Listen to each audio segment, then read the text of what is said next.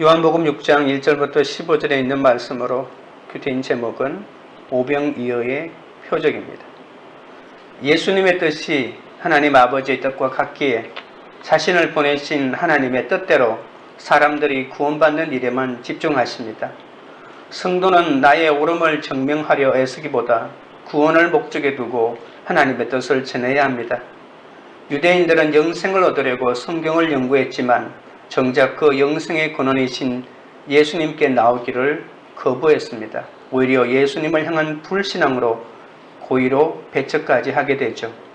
날마다 말씀을 묵상하는 가운데 성령의 조명을 받아 생명의 원천이신 예수님을 만날 수 있다는 것이 성도의 특권 아니겠습니까? 겉으로만 경건하게 신앙생활을 하면서 외모와 학벌, 성공과 기복을 추구하는 사람의 영광을 구하면 그 속에 참된 믿음이 자랄 수 없습니다. 티베랴 바다 건너편으로 가신 예수님은 표적을 보고 따라오는 큰 무리를 보시고 제자들에게 어디서 떡을 사서 먹이겠느냐 물으십니다. 제자들이 무리를 먹이는 것은 불가능하다고 말하지만 예수님은 물고기 2마리와 떡 5개로 5,000명을 배불리 먹이십니다. 이에 사람들이 자신을 임금으로 삼으려 하자 단호히 뿌리치며 떠나가십니다. 첫째는 큰 무리와 제자들입니다. 1절부터 4절입니다. 그 후에 예수께서 디베랴의 갈릴리 바다 건너편으로 가시매 큰 무리가 따르니 이는 병자들에게 행하시는 표적을 보았음이라라. 예수께서 산에 오르사 제자들과 함께 거기에 앉으시니 마침 유대인의 명절인 유월절이 가까운지라. 유대인의 명절인 유월절이 가까운 때 예수님은 갈릴리 바다 건너편으로 가서 제자들에게 말씀을 가르치려고 산에 올라가십니다. 그러자 예수님이 병자들을 고치신 것을 본 큰 무리가 그곳까지 예수님을 따라옵니다. 하지만 그들은 예수님의 말씀을 듣기보다 단지 예수님의 표적만을 바랍니다. 모든 문제의 근원은 좋은 배경과 때를 잘못 만난 것이 아니라 우리의 재성에 있습니다. 우리를 구원하고자 오신 예수님께 우리가 가장 먼저 바라고 구해야 할 것은 죄사함과 영생입니다. 그러나 우리는 정작 예수께 구해야 할 것이 무엇인지 알지 못한 채 하나님 나라의 일이 아닌 오직 자신의 육적인 필요에만 관심이 있습니다. 그저 예수님을 힘입어 자기가 당면한 문제만 해결하고 싶어 했습니다. 5절부터 7절입니다. 예수께서 눈을 들어 큰 무리가 자기에게로 오는 것을 보시고 빌립에게 이르시되 우리가 어디서 떡을 사서 이 사람들을 먹이겠느냐 하시니 이렇게 말씀하시면 친히 어떻게 하실지를 아시고 빌립을 시험하고자 하심이라. 빌립이 대답하되 각 사람으로 조금씩 받게 할지라도 200데나리온의 떡이 부족하리이다. 예수님은 자신을 따르는 큰 무리를 눈을 들어 보십니다. 본질적인 문제도 모른 채 병자들에게 행하신 눈에 보이는 표적만 쫓아 예수님을 따라왔습니다. 그들은 예수님의 의도와 가르침은 외면하고 예수님을 통해 자신의 필요를 채우려고 했지만 주님은 그런 그들을 내치지 않고 불쌍히 여기십니다. 목자 없는 양 같은 그들을 불쌍히 여기셔서 그들의 영육간의 필요를 채워주시기로 작정한 것이죠. 사람들의 모든 필요를 아시고 관심도 많으신 예수님은 이미 어떻게 할지 계획을 다 갖고 계십니다. 그들을 어떻게 먹일지, 빌립이 어떤 생각과 어떤 믿음을 가지고 있는지 시험해 보기 위해서 먼저 빌립에게 질문을 던집니다. 빌립은 기다렸다는 뜻이 200데나리온어치의 떡이 부족하다고 대답합니다. 하루 일당이 10만 원이면 2천만 원 아닙니까? 빌립이 이 말을 한 이유는 이들에게 먹을 것을 나눠줄 생각은 꿈도 꾸지 말아야 한다는 그런 뜻입니다. 주님은 줄이고 지친 무리를 위해 양식을 어디서 구할 수 있느냐고 물으셨지만 빌립은 돈이 없어 해결할 수 없다고 단호하게 말합니다. 빌립과 제자들의 계산과 판단은 매우 합리적인 것처럼 보입니다. 그러나 불행히도 그들은 하나님을 믿는 사람의 답변은 아닙니다.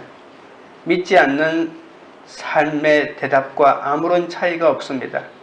정녕 하나님을 믿는다면 하늘이 땅보다 높은 가치, 하나님께서 자신들과는 비교가 안 될 정도의 높은 분이심을 믿어야만 했습니다. 우리는 하나님을 믿는다고 하면서도 하나님을 나와 같은 수준으로 착각할 때가 많습니다. 예수님이 바로 생명의 떡이신 것을 깨닫지 못하는 사람은 언제나 잘못된 계산으로 예수님의 요구가 불합리하다고 판단할 수밖에 없는 것이죠. 8절부터 9절입니다. 제자 중 하나 곧 시몬 베드로의 형제 안드레가 예수께 여짜오되 여기 한 아이가 있어 보리떡 5개와 물고기 2마리를 가지고 있나이다. 그러나 그것이 이 많은 사람에게 얼마나 되겠사옵나이까.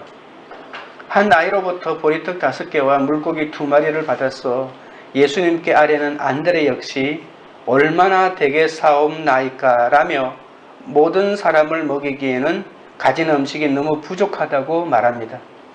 그들은 주님이 어떤 분인지 잃어버린 채 안 된다는 대답만 되풀이합니다. 어린아이를 위한 한 끼 분량의 음식은 한 사람의 배를 채우기에도 턱없이 모자랍니다. 그러나 그렇게 작은 분량이었지만 그 아이가 먹을 것이 없는 가난한 자들을 섬기기 위해 자신의 오병이어를 기꺼이 내어놓았을 때 그 현장에서 놀라운 역사가 일어나지 않았습니까? 그 작은 오병이어로 그곳의 군중들이 모두 배불리 먹고 남은 음식이 12바구니나 되었습니다. 한 끼분에 자기 생명을 포기하면서까지 작은 자를 섬기려 했던 그 아이의 마음이 곧 주님을 사랑하고 섬기는 마음이었기 때문에 주님께서 역사를 베푸신 것입니다. 내가 수천억 개의 빵과 수억 마리의 생선이 하늘처럼 내 집 곳간 안에 쌓여 있을지라도 가장 작은 자들을 섬기기 위한 도구로 그것들을 사용하지 않는다면 내 삶 속에는 오병이어의 역사가 일어나지 않을 것입니다.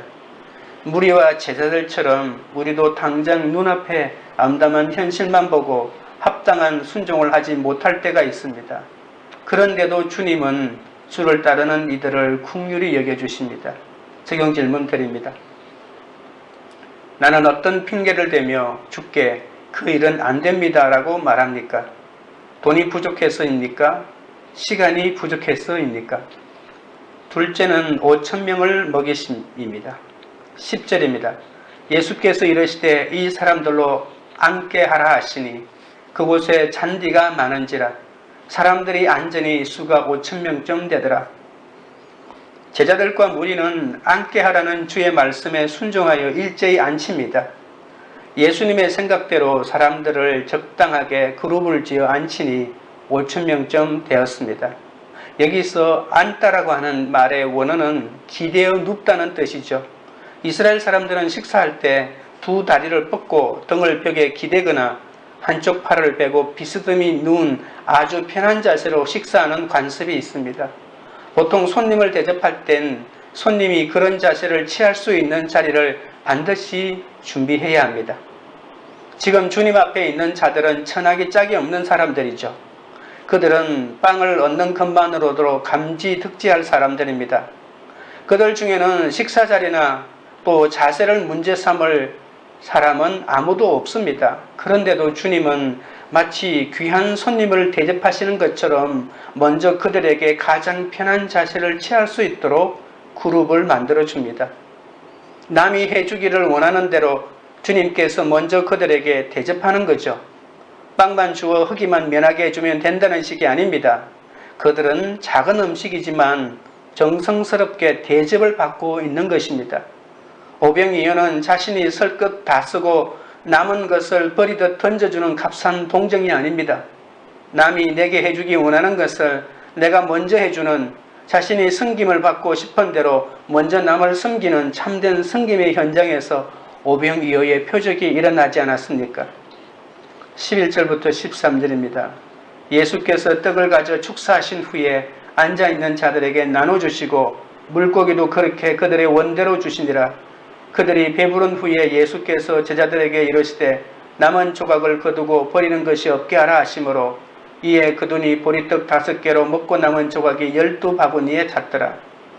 비록 당장은 예수님의 지시를 이해할 수 없고 무슨 일이 일어날지 확신할 수 없을지라도 먼저 주의 말씀에 모두 순종합니다. 그러나 제자들과 무리의 순종 앞에는 어린아이가 드린 떡 5개와 물고기 2마리라는 최소한의 순종이 먼저 있었습니다. 예수님은 안드레가 한 아이로부터 받아온 5,000명이 먹기에 턱없이 부족한 오병이어를 들고 하나님께 감사 기도를 드린 후에 무리가 원하는 대로 먹도록 나눠줍니다. 그러자 무리들이 모두 배불리 먹고도 남는 기적의 역사가 일어납니다. 말씀의 순종에 6월줄 어린 양의 피를 문설주에 바른 이스라엘에게 하나님은 출애굽의 응답을 주지 않았습니까? 마찬가지로 예수님은 작은 순종을 보인 이들에게 배불리 먹고도 떡 조각이 12바구니나 남는 풍성함을 표적으로 보여주십니다. 우리를 긍휼히 여기시는 하나님은 말씀에 응한 나의 작은 순종을 보시는 겁니다. 적용 질문 드립니다. 내가 행한 작은 순종에 생각지 못한 풍성함으로 응답을 받은 적이 있습니까? 셋째는 무리가 주를 붙들려 함입니다. 14절 15절입니다. 그 사람들이 예수께서 행하신 이 표적을 보고 말하되 이는 참으로 세상에 오실 그 선지자라 하더라. 그러므로 예수께서 그들이 와서 자기를 억지로 붙들어 임금으로 삼으려는 줄 아시고 다시 혼자 산으로 떠나가시니라. 한 어린아이가 지닌 떡 5조각과 물고기 2토막으로 1만 명에 가까운 사람들이 배불리 먹고도 남은 오병이어의 역사를 직접 체험한 사람들은 얼마나 놀랐는지 모릅니다. 인간으로서는 도저히 상상조차 하기 힘든 기적 중에 기적이 일어났으니까요. 예수님이야말로 세상에 오실 그 선지자이자 메시아임을 깨닫는 순간입니다. 그리고 모두 약속이라도 한 듯 예수님을 강제로 붙들어 임금으로 삼으려고 했습니다. 줄이고 지쳐있던 무리가 배가 부르니 이제 야심찬 군종으로 변한 것이죠. 사정이 여하튼 간에 군중들이 누군가를 뽑아 왕으로 세우려 한다면 그 당사자에겐 얼마나 영광스러운 일일까요? 만약 이때 주님께서 그들의 바람대로 왕자에 앉아 세상의 영광을 탐하셨더라면 그분은 이미 역사 속으로 사라져버린 이스라엘의 무명의 왕에 지나지 않았을 것입니다. 사탄도 40일 동안 광야에서 금식하는 예수님에게 온 천하 만국의 영광을 보여주면서 이 임금의 자리에 올라가라고 이렇게 유혹하지 않았습니까? 그러나 군중들이 주님의 의사에 나란 것 없이 주님을 억지로 잡아 왕으로 삼으려 하자 주님께서는 군중들의 열화와 같은 요청을 한마디로 거절하십니다. 그들이 억지로 주님을 잡아 왕으로 세우려 할 때 주님께서는 아예 그 자리를 떠나버리십니다. 주님은 개인적으로는 영광스러울 수도 있는 그들의 제의를 거절하신 이유는 무엇일까요? 당신에게 그토록 열광하는 군중들을 왜 등지고 떠나가 버렸을까요? 주님께서 걸어야 할 그리스도의 길이 따로 있기 때문입니다. 주님이 걸어가셔야 할 길은 이스라엘 백성들이 그토록 정오하는 로마인들을 포함하여 온 인류를 섬기고 사랑하며 살려야 하는 길입니다. 이해관계에 얽혀 서로 죽고 죽이는 모든 인간을 살리는 길은 오직 하나, 임금이 되는 것이 아니라 그들 모두를 위해 자신이 십자가 위에서 죽는 길밖에 없기 때문입니다. 또한 주님은 군중들의 요청대로 왕이 된다고 해도 그들이 결코 당신의 뜻을 따르지 않을 것을 너무 잘 알고 계셨습니다. 군중들은 주님의 뜻은 아랑곳하지 않고 주님을 억지로 잡아 왕으로 옹립하려고 하지 않았습니까? 억지로 붙들었다고 하는 말은 꽉 움켜쥐다, 강탈하다, 잡아채다, 끌어내다는 뜻입니다. 지금 군중들이 주님을 강탈하듯 끌어내어 왕으로 세우려는 것은 진정으로 주님을 섬기기 위함이 아니라 오병이어의 능력을 지니신 주님을 자신들의 욕구 충족을 위한 도구로 삼으려 했기 때문 아니겠습니까? 저 정도의 신비한 능력이라면 자신들에게 경제적인 번영을 안겨줄 수 있을 것이요, 불의한 헤롯 왕을 몰아내고 정의사회를 구현하고 또 로마군을 물리치고 정치적인 자유까지도 되찾아 주리라고 확신했을 것입니다. 주님은 그들이 세우려는 나라는 하나님의 통치가 있는 나라가 아니라는 것을 알고 계셨습니다. 로마 제국에 빼앗긴 주권을 되찾고 자신들의 육적인 배고픔을 채워줄 수 있는 이 땅의 나라에 불과하지 않습니까? 그것을 너무나 잘 아셨기에 그들의 죄를 단호히 거절하신 것이죠. 목적이어야 할 진리를 수단으로 삼는 곳에 진리의 열매가 맺히지 않습니다. 사람에게 해악을 끼치는 진리의 모조품만 가득할 것입니다. 삶의 주인이신 주님을 억지로 자신의 탐욕을 관철하기 위한 도구로 삼는 곳에 생명의 열매가 맺히지 않습니다. 오히려 죽음의 열매만 무성할 뿐입니다. 진리요 생명이신 주님께서 드는 그런 곳에 거하시지 않습니다. 그래서 주님은 자기 부인 없이 억지로 당신을 잡아다 자신들의 도구로 삼으려는 무리를 떠나버리고 마신 것이죠. 다시 혼자 산으로 떠나가시니라고 하는 구절을 다시 보십시오. 주님은 다시 기도하시러 산으로 올라가셨습니다. 주님은 그러한 치열한 자기 부인으로 아무도 가지 않으려는 십자가의 길, 진리를 위한 죽음의 길을 홀로 걸어가신 것입니다. 오직 그분만이 부활의 그리스도가 되셨고 시간과 공간을 초월하여 온 인류를 구원하는 만왕의 왕, 영원한 왕이 되신 것이죠. 우리는 소유가 많고 적음이 아니라 하나님이 주신 모든 상황에 감사해야 합니다. 그래야 하나님의 뜻과 상관없이 나를 향해 열광하는 무리를 분별할 수 있습니다. 그럼 주님은 누구와 함께 하시며 누구를 통하여 역사하실까요? 진리를 위해 죽기를 두려워하지 않는 자, 죄의 노예였던 나의 옛사람이 죽지 않으면 진리 안에서 거듭날 수 없음을 깨닫는 사람과 함께 하심을 잊지 마십시오. 주님께서는 그런 자에게 당신의 생명과 부활의 능력을 채워주십니다. 그리고 그를 들어 많은 사람을 살리는 당신의 도구가 되게 하십니다. 우리도 말씀을 깨닫고 주님께서 베푸신 기적을 경험해도 육적으로 배가 부르면 금세 정욕의 눈이 먼 영적 맹인이 될 수 있습니다. 그러나 예수님은 자기 만족에만 관심이 있는 자들을 떠나가신다는 사실을 잊지 마셔야 합니다. 적용 질문 드립니다. 주님이 내 영육에 지친 고단함을 채우기 위해 금세 정욕의 눈이 멀어 간구한 헛된 기도 제목은 무엇입니까? 기도드리겠습니다. 하나님 아버지, 하나님을 믿는다면서도 위급한 사건이 올 때마다 하나님을 향하여 언제나 인간적인 계산이 하기에 바빴습니다. 팍팍한 현실을 핑계삼아 불순종하며 죄를 지은 저를 불쌍히 여겨 주옵소서. 예수님이 주시는 영원한 하나님 나라의 일과 구원에 관심을 두지 않고 언제나 육체의 안일과 문제 해결과 환경의 변화에만 관심이 있었음을 고백하오니 용서하여 주옵소서. 주님의 말씀에 작은 순종을 보일 때 오병이어와 같은 표적으로 풍성히 응답해 주심을 믿습니다. 남이 나에게 해주기 원하는 대로 내가 먼저 상대를 섬기게 하여 주옵소서. 하나님은 나와 다르시며 하늘이 땅보다 높음같이 하나님의 생각과 길이 내 생각과 길과 도저히 비교할 수 없는 높다는 것을 잊지 않게 하옵소서.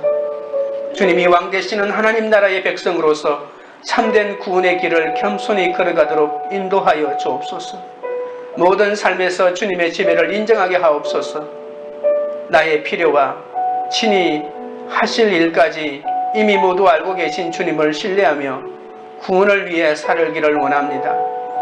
주님께서 그리스도의 길을 추호에 흔들림 도 없이 걸어가셨듯이 나 역시 그리스도인의 그 길을 바르게 걸어간 기쁨을 누리게 하여 주옵소서. 어떤 상황이 임해도 오직 말씀 위에 서게 하시고 날마다 영원한 생명과 오병이어의 은총을 누리게 하옵소서. 교회의 지도자들을 자처하는 공동체 지도자들이 믿음의 본질을 상실한 채 세상의 표적만 구하는 자들을 불쌍히 여겨 주옵소서. 다시 혼자 산으로 가신 주님처럼 기도하며 성령과 동행할 수 있도록 불쌍히 여겨 주옵소서. 관계 우리들 교회가 내 생각과 환경을 주님보다 더 신뢰하지 않고 자기를 환호하며 열광하는 사람들에게 마음을 빼앗기지 않게 하시고 잠잠히 주의 말씀을 듣는 일꾼들이 세워지는 그런 공동체가 되게 하옵소서. 우리의 삶에 주님께서 날마다 오병이어의 은총으로 함께 하셔서 어두운 세상에 진리의 빛을 비추는 공동체가 되게 하여 주시옵소서. 예수님의 이름으로 기도드립니다. 아멘.